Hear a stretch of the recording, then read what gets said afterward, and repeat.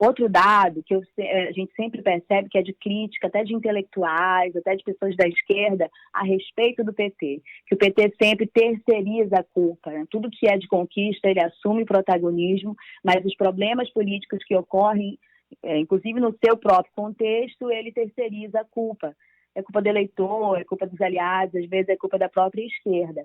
Então, eu penso que nesse discurso todo, quando ele fala assim, olha, naquele momento a gente não percebeu o que estava acontecendo, ele também não diz que quando estavam já 8 anos no governo, em que momento eles não perceberam que isso também poderia acontecer em função de todas as alterações que foram feitas do primeiro para o segundo governo do PT, né, todas essas críticas que são feitas das alianças, né, dos grupos, que grupo o governo Dilma também se associa no Congresso, que depois a deixa desamparada, né?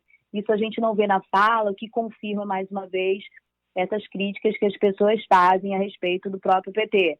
Agora também de público, qual é o partido que faz essa autocrítica? Não é só o PT, né? Ninguém faz. O PSDB, por exemplo, que é o primeiro a fazer contestação das urnas, né? Quando o Aécio perde para Dilma, por 4 milhões de votos, ele vai e faz e afundou, né, perdeu muito mais politicamente que o PT, por exemplo, que era o alvo dele, também não faz essa autocrítica, né? O PSDB entrou no declínio, né?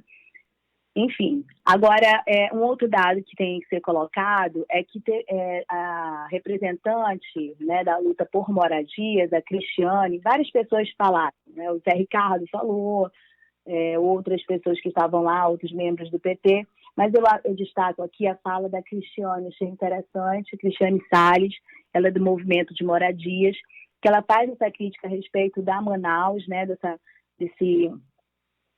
forma como Manaus se posiciona. Ela diz que ela entende que não dá para dizer que Manaus é uma cidade de direita, porque é um grande número de votos que vem da periferia e que ela entende que são votos que são comprados com base numa lógica imposta de governança que coloca a fome como condição para a população mais pobre. E ela diz que essa lógica é feita assim, numa cooperação, né, numa aliança entre os grupos políticos que comandam, né, a cidade, o Estado, e também o judiciário. Quando não fiscaliza, quando fecha os olhos tanto para as questões de corrupção quanto para a própria momento eleitoral, quando funciona o momento eleitoral e a gente vê que não há grandes denúncias por parte do Ministério Público, enfim, tudo em relação a votações que realmente são espantosas, né? Então, o que acontece é que ela faz essa crítica, né, para esse grupo de elite, vamos dizer assim, né, político, econômico, que envolve a política e o judiciário na leitura dela, e diz que eles precisam combater 2 nomes que representam essa direita, que aplicam em Manaus a cartilha do fascismo, é o que ela diz. E ela representa esses 2 nomes como prefeito de Manaus e governador do estado, o prefeito Davi Almeida e o governador Wilson Lima. Então, assim, é a característica do PT. Você vê que tem uma voz muito crítica, muito dura em relação a 2 figuras.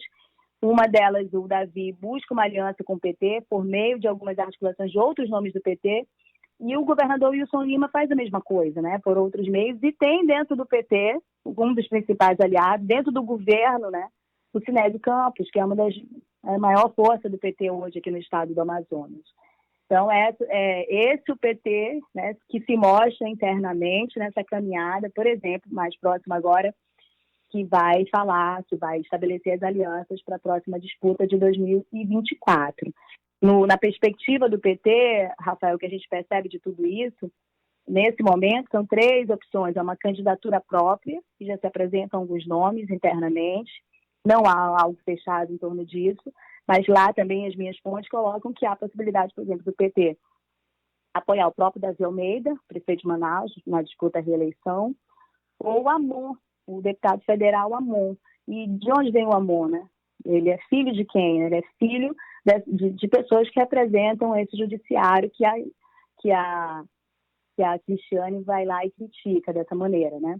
Então é isso, são essas questões que foram expostas também nessa conversa interna ontem, que eu considero que foi muito boa, gostei muito de ouvir tudo que eu fui lá ouvir.